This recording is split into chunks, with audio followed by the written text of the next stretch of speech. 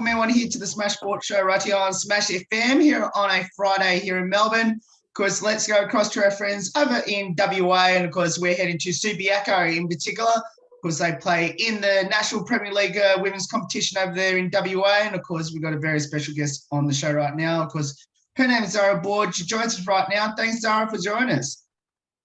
Hi, thanks for having me. No worries. Well, tell us a bit about the season just gone for Subiaco this year. So Subiaco is a developing team. We're doing well in that aspect. So we've been at the bottom of the table for the last few years, but with this year we've come in, stepped up, and we are now climbing our way up the table. What's been the big differences from being, bottom of the ladder for the last couple of seasons to where he's got you now? I think definitely with our new coach coming in, Greg Farrell, he's done a brilliant job in recruiting players and getting us ready for games, and just bringing in those players has made a huge difference, especially from our pre-season where we didn't have as strong as a side to when he came in just after the pre-season to we had a very competitive year this year. You mentioned about your coach, Greg Farrell. So what have you learnt from his coaching? And especially, is there anything that you've taken to your own game? I think his way of playing out from the back has been very good. Like, he's changed Subi's style from just a team who uses their athleticism and boots it long to being able to actually constructively play football from back to front. And it will keep doing that for seasons to come. Was there a particular game this season that was a real standout for the team? I think although we lost 1-0 against Red Star in somewhere in the middle of the season. And that was the closest loss they had all year at that point from a second bottom of the side team was a very big achievement for us, especially coming back from the last game we played against them playing 9-0 to come to 1-0 really showed the progress of the team throughout the season. You mentioned about that. It was a big loss that you did have against them, which was 9-0. And obviously now got it back to, almost beating them at the end. So what was the major changes? Was it something that you didn't do right the first time to, turn the table the second time? I think there was a number of things. Like the first game we did lose a lot of players to COVID. We had a lot of first-time 21s coming up, playing their first team minutes against the top of the league side. Obviously, weren't as confident, but as the season progressed and we've had those players get more confident throughout the season, they were able to come in and step up and play well against Red Star the second time around. There's a couple of players in the team that had a great year, obviously, throughout the season. I think definitely Chelsea Wishcombe was solid for us. She was our captain, always knew how to lift players up and knew who to give the rev up, who to try and console and help them going. Obviously we had that big change of Lisa Devana, Ella Monstronio and Mariana Tabane coming into the team later in the season made a huge difference for us, as well as past players like Kez, who has been stuck around at the club for years, and Mel Shepherd in the midfield, I think made a very big difference for us. For yourself, Zara, how do you think you played personally? Obviously, being a goalkeeper at her side, definitely very busy all season. I think it has been great for my development.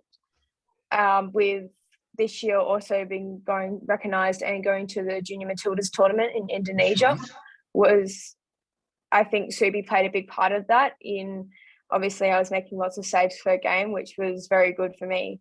And my footwork has gotten a lot better. So I think it's been a very good year for me in my improvement.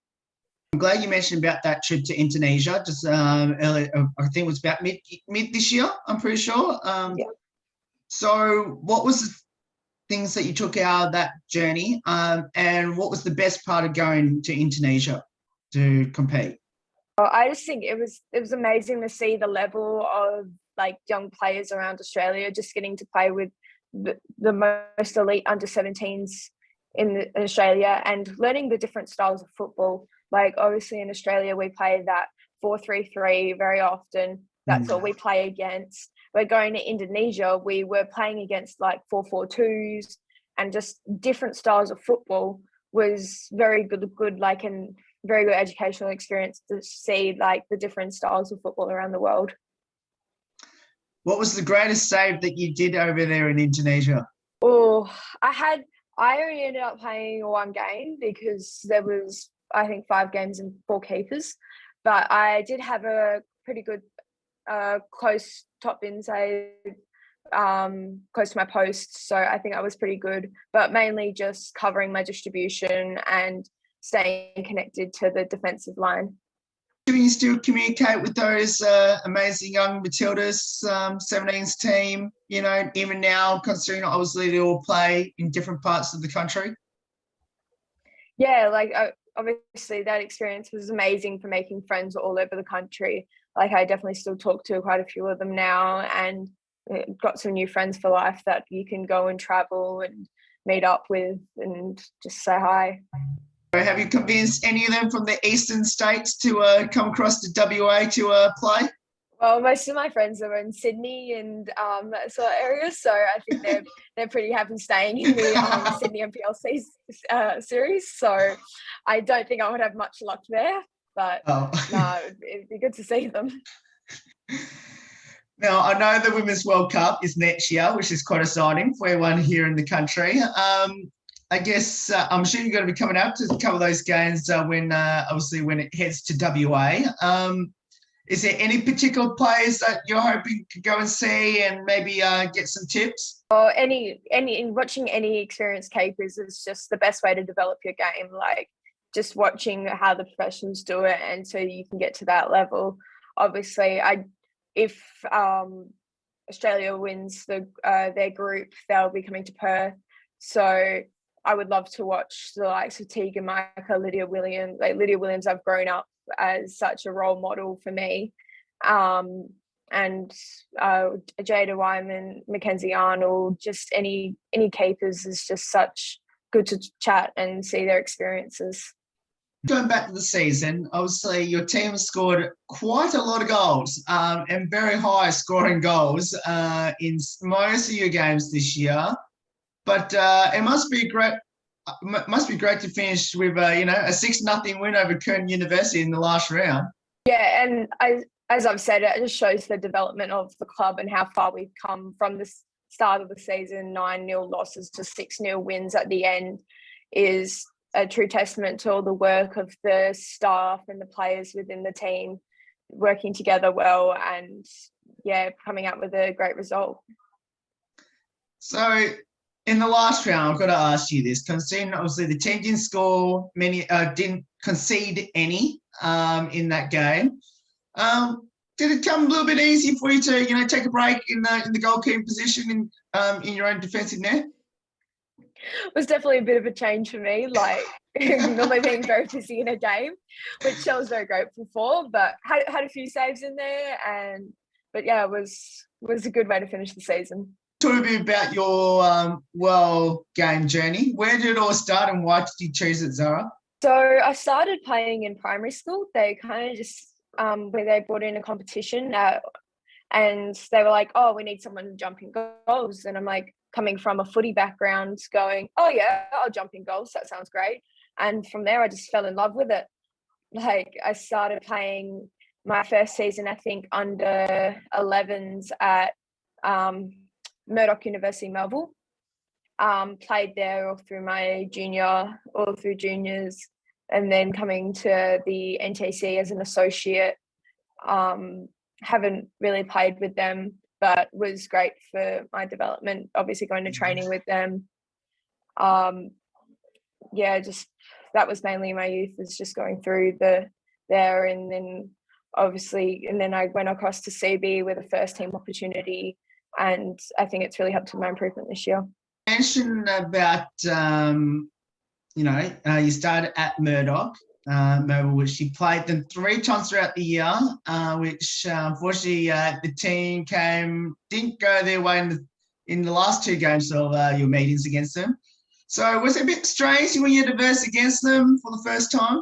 Not really. Like I think I just had a point to prove that I because I didn't get selected for their first team spot.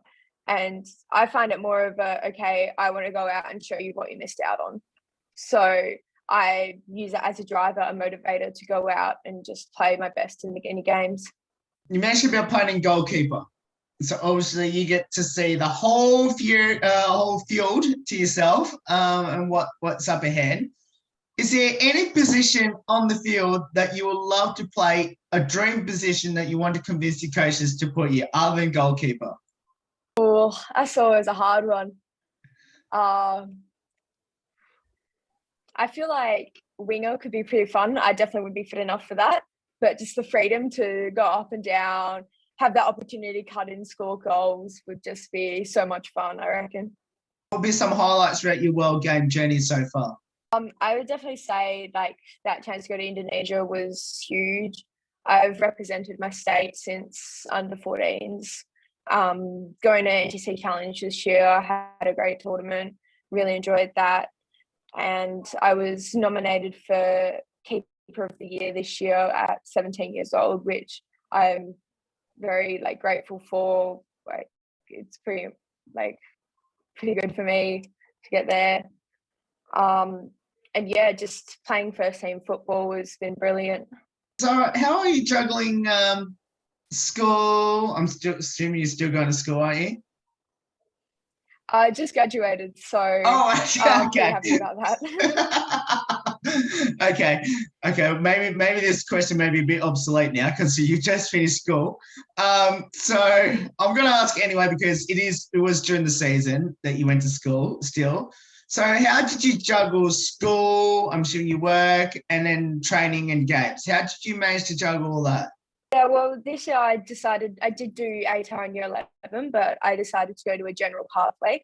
And I did a Cert 4 TAFE course, which was brilliant because it gets me straight into uni anyway.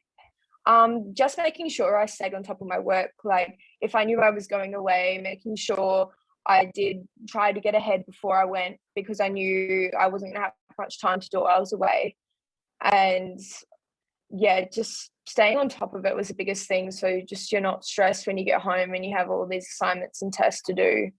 And they did give us time to do our work while we were away, which was pretty good. So let's go back to the World Game side of things. So what does the sport of the World Game of football mean to you, and especially being there at Subiaco? I love the environment in football. Like you're always around teammates. Like you're lifting each other up. You're trying to make each other better. And just that, like, the opportunity to travel the world, meet all these people. Like, as I've said, I've made friends all over Australia already. Like, I'm so looking forward to just traveling the world, making friends all over the world. And that's the great thing about football. It connects people in the community, connects people all over the world. So that's what I love about this sport. Do you have any future ambitions in the sport of the World Game? Yeah, of course. Like any young athlete, like I want to play professionally.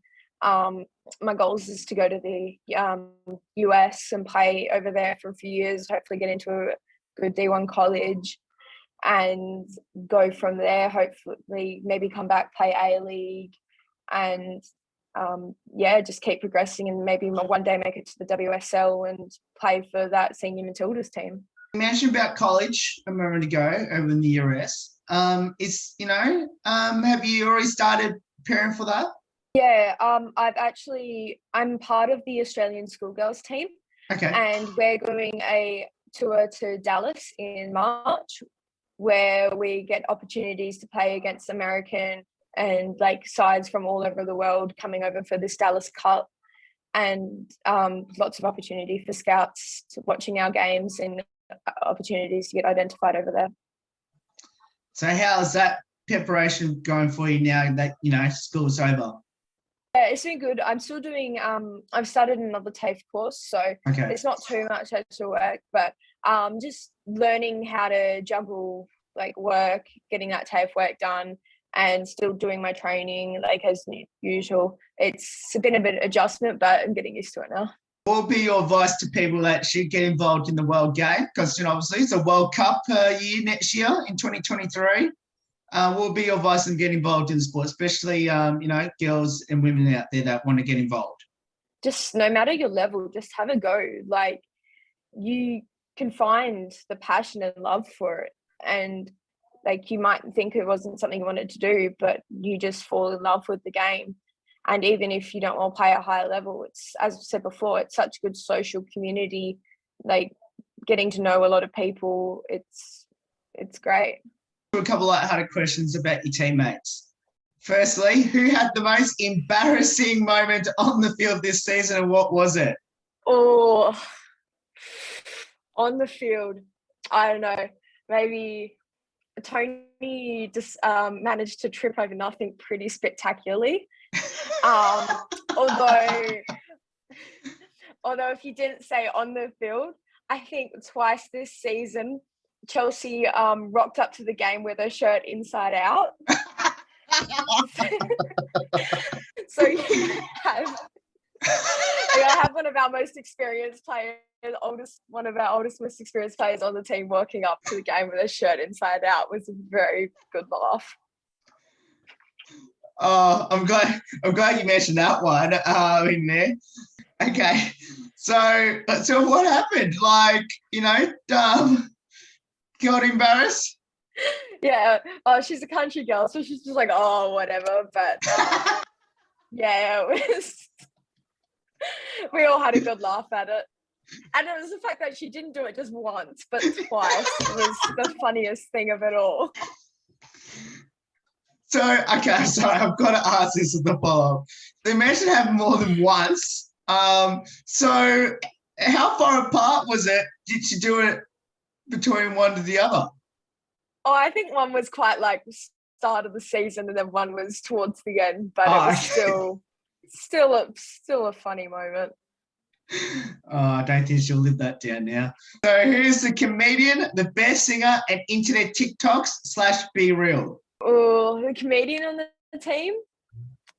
It's probably Hala, I reckon. She's pretty funny. She always gives us a good laugh around in the change rooms and stuff. Singer, oh, I don't know. Everyone kind of just gets around it. I think Hala just doesn't care, so she's always just singing her guts out. So I would probably put her down as singer as well.